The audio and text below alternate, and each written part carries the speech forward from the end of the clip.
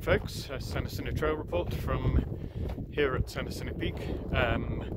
Thursday the 7th of March 2024, about just after 10 o'clock, and it's one of those stunning after storm mornings. You can see behind me Joshua Tree, still got the cloud over it, Coachella Valley sort of partly clear, San Gorgonio, a little bit of fresh snow like us. So I'm going to get out of that. There's a brisk north wind. Wind chill temperature up here is 1.4 Fahrenheit, that's about minus 17 centigrade, but it's pretty pleasant in the sun.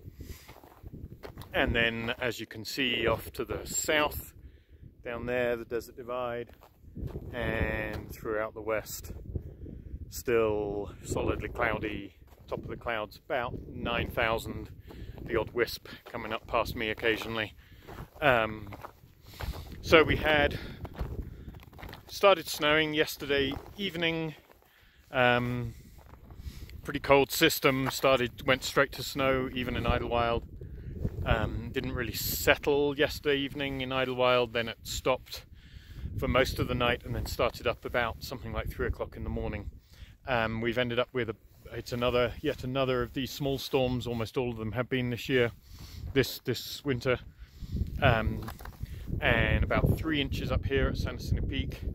The greatest depth I had was about four inches at around 9,000 feet at the very top of Strawberry Valley, near Annie's Junction, PCT mile, what's that, about 181, somewhere in there.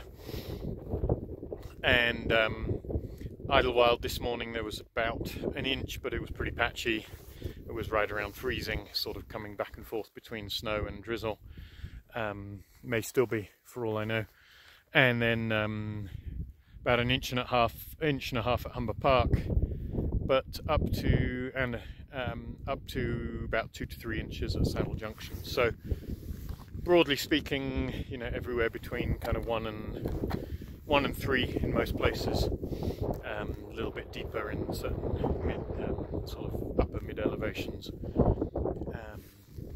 Absolutely excellent conditions for crampons. I bare booted to about 9,000 feet, which was a little bit experimental. By the time I'd slipped for the 5th or 6th time, I put crampons on. This snow is deep enough that it makes microspikes pretty tricky. Microspikes are going to struggle to get through to the icy snow underneath. But as I reported a few days ago in the trail report, the website sanjackjohn.com, lots of pretty hard icy snow underneath. We've had rain on top of snow, we've had a lot of freeze-thaw cycles. So in some spots, a couple of spots where I slipped, there was sort of more or less blue ice underneath, and it's only 2, 3, 4 inches down, so tough spikes to get into. Absolutely superb conditions for crampons.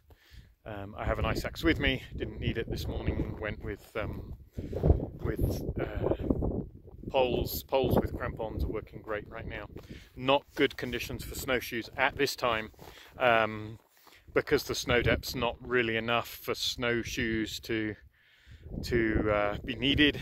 But conversely, they're not gonna dig through that surface snow and get any kind of grip on the ice underneath. So any slopes, it's going to be ugly snowshoeing. That could well change.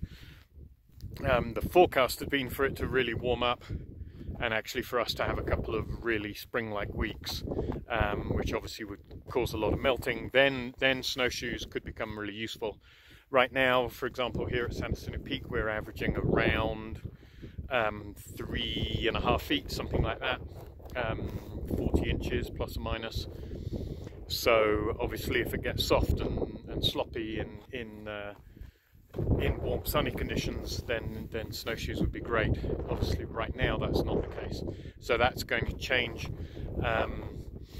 Exactly when that happens could be somewhere in the next couple of days, could be somewhere in the next week or so. Sort of depends on the forecast over the next week, which I haven't been able to check yet this morning.